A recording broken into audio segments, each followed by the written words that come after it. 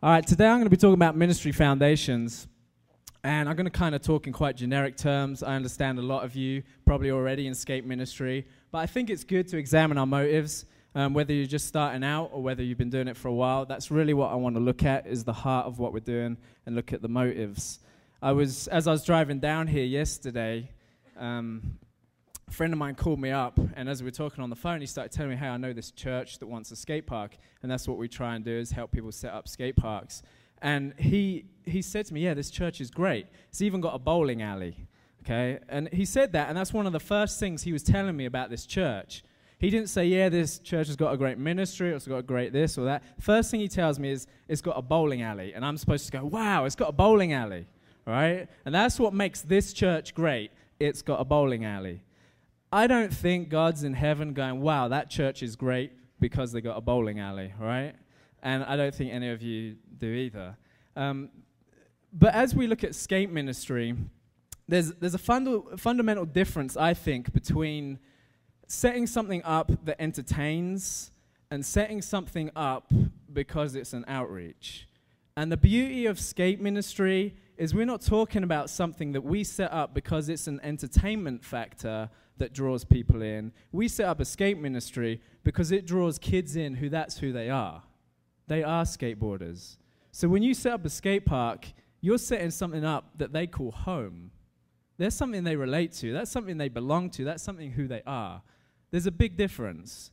And I think there's a big danger in churches when we set up things that entertain as a hook, and then it's kind of this bait and switch tactic where it's not genuinely an outreach. It's not genuinely who we are as a person as we draw them in. Do you know what I'm saying?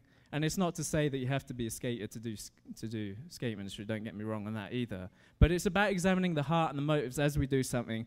And the Bible warns us about in the end times, we're going to be seekers of pleasure and that kind of thing. So as our churches become these entertainment centers, we have to be very careful that we're watching our doctrine and how we do outreach, right? So that's kind of a little bit where I want to go with skate ministry this afternoon, and keep a big picture, right? Kingdom principles are universal. That's my first point. That's what we're looking at today. That's where I want to start off. And as the workshops go through, I know Larry Buxton's going to go up next, and he's going to get into more practical details. So we're going to kind of focus this in a little bit more. So I'm going to talk a little bit more generically. Before we do skate ministry, the first thing we have to figure out is, who are we? If we don't know who we are as a person, how can we try and teach anyone else about who they're meant to be, right? And it sounds basic, and it is, but a lot of people skip this step. We have to ask ourselves who we are. As you look at history remembers certain types of people. It remembers heroes. It remembers the bad guys, the villain. It may remember the victims.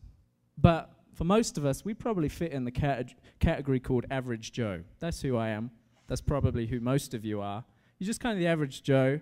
And history probably doesn't remember us too much, right? And it's easy to say, man, I want to be the hero. Most of us hopefully don't want to be the villain, but we always aspire to be the hero. We want to be the hero in our own story.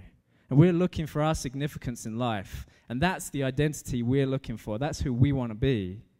But there is a reality that's bigger than all of those, and the circle represents it going around the outside of the whole thing.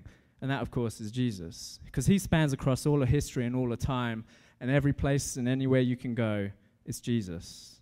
And that is who our identity is meant to be. So we don't need to get locked into comparing, and you can keep it on that last one for a second.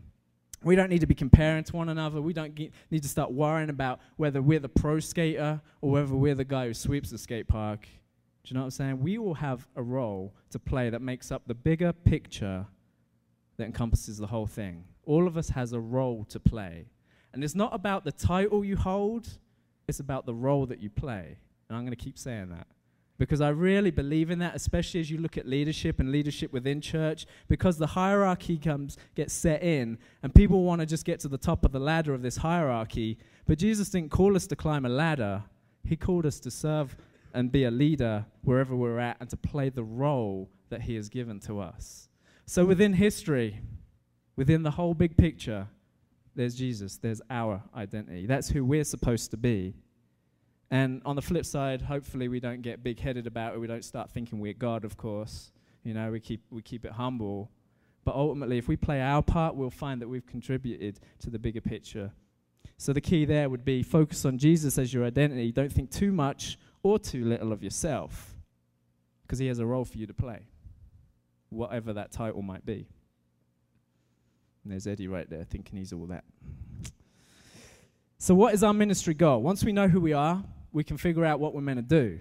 Because once you know who you are, it naturally comes out of you. If you've now adopted the identity of Jesus, then you're going to start doing the things that Jesus would do. And it's a natural thing. It's not a forced thing, because that's who you are. That's who your identity is. And as we set up our ministries, we have to examine the motives, and we have to look at our heart. Are we doing this birthed out of the heart and the identity of Jesus Christ in our own lives? And I'm going to show you another model. We can go to the next slide. And I'm going to kind of break this down and explain it to you. I think there's a couple of different directions ministry can go. And one, I would label it real-world ministry. This could be like when you go to work, and let's just say you have a regular job, and you just interact with the people in your job place. You might start ministering to them.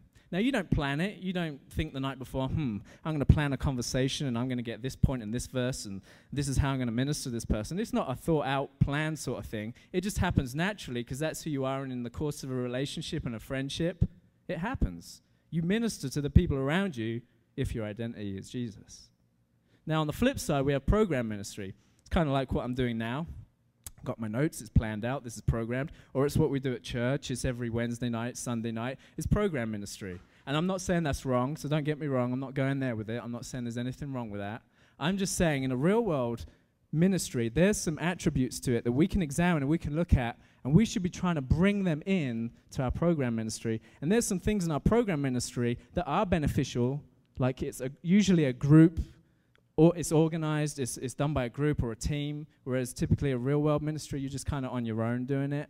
And let me give you an example. For me, a real-world ministry that I used to do, it was when I lived in New York. I just used to go and skate in Central Park. And I'd skate with the kids there, and I built relationships with them. And just over the course of those relationships, I was able to share who I was and what I do, and share about God, of course. That was just me skating with those kids. And for me, program ministry, all it has been ever since is me trying to reproduce that real-world ministry that I had in Central Park. So anytime I build a skate park and I'm skating in that park, even if it's on a church property, all I'm actually trying to do is reproduce the same scenario that I had in Central Park, where it was just a natural, unforced ministry scenario. Does that make sense? I'm not losing you on that, am I?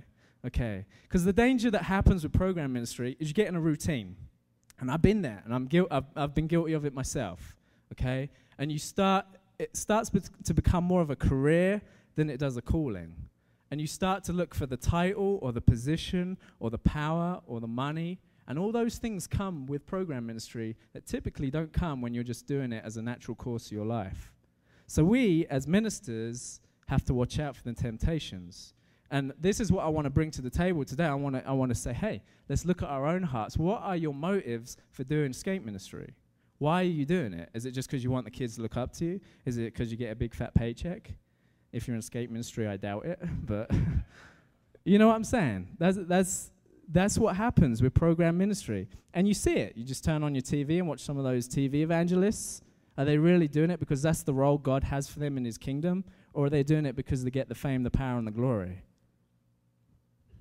I'll leave that one open, unanswered. There's a danger with program ministry. And I think the goal is to make it balanced, to bring in the attributes of real-world ministry, where it's authentic, it's dynamic, it's birthed out of love, it's birthed out of who you are, it's birthed out of truth. There's a thing we call being relevant. Anyone ever heard that in church before? You heard that a lot? I don't know about you, but I have. It seems like it's a bit of a buzzword right now in churches to be relevant. Churches build skate parks because they want to be relevant.